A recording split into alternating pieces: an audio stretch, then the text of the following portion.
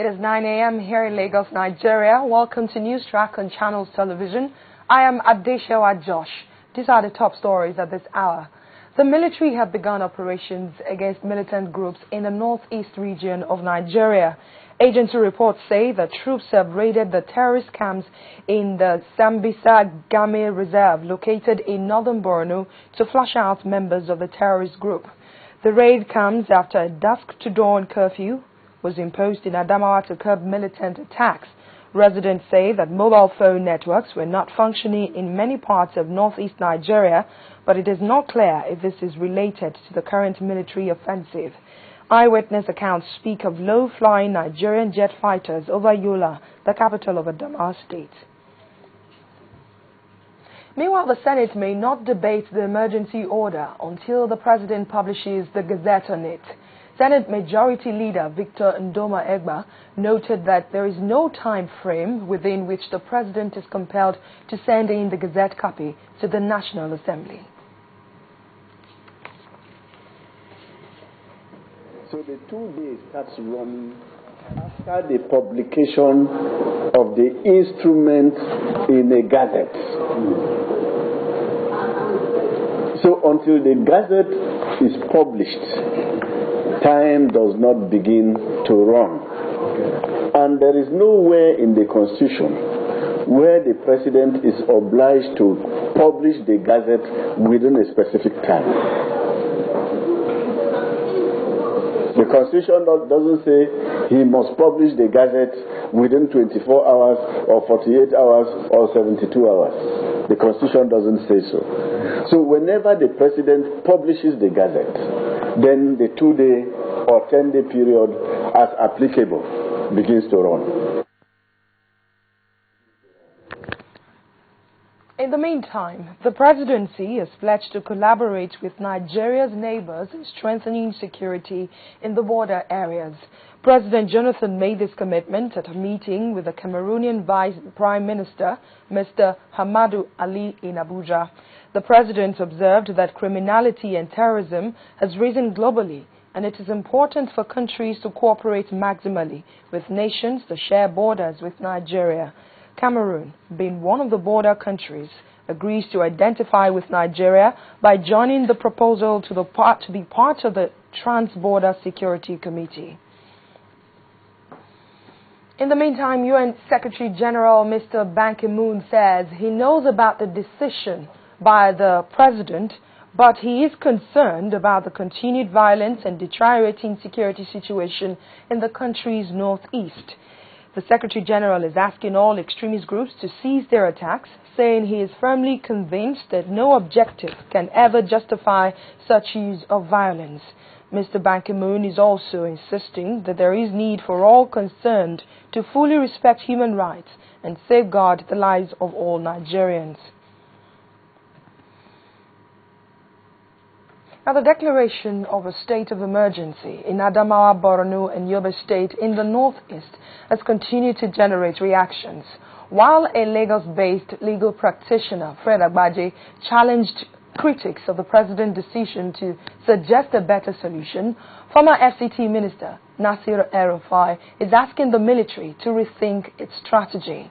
In this special report, our correspondent Charles Eruka examines the mixed responses to the state of emergency.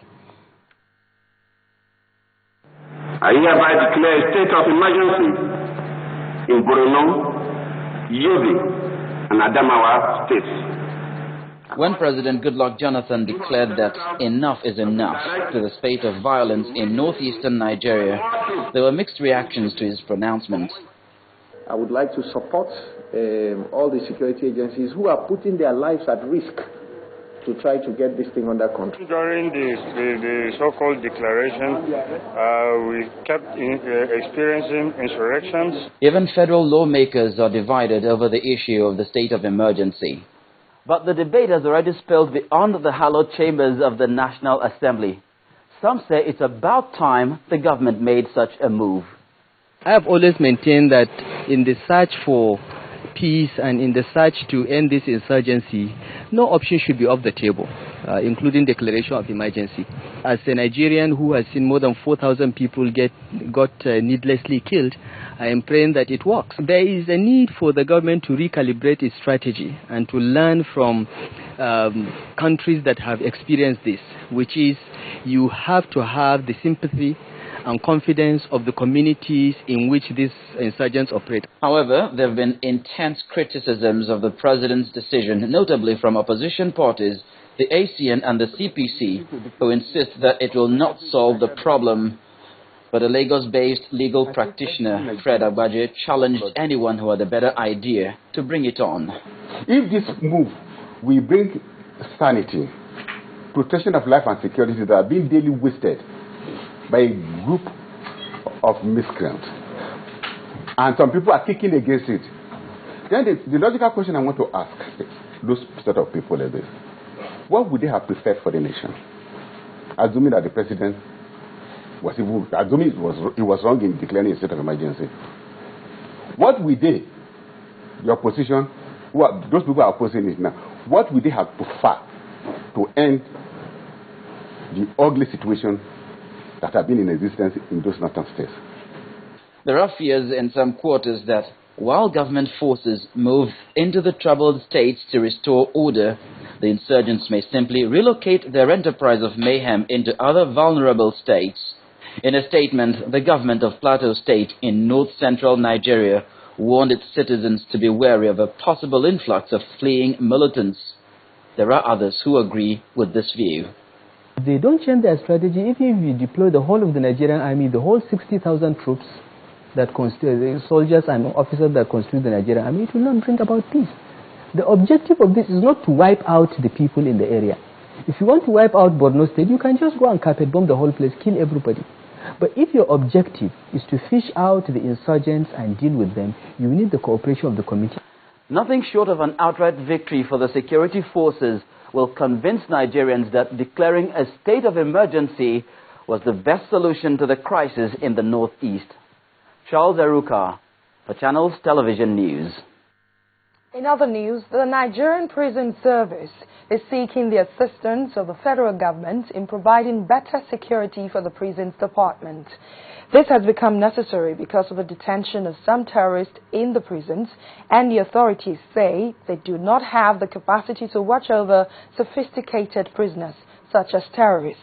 As part of plans to advance pro bono services to people in prison, the Legal Aid Council has called on lawyers to collaborate with the council to bring the services to those who need them. Chairman of the governing board of the council, Mr. Bolaji Ayorinde, maintains that the council is setting up systems that will ensure that there is collaboration between the council and the bar. The governor of Imo State, Rochas Okorocha, has closed down all illegal motherless babies' homes in the state. His decision comes on the heels of the police parade of some teenage girls arrested in an illegal home in the state.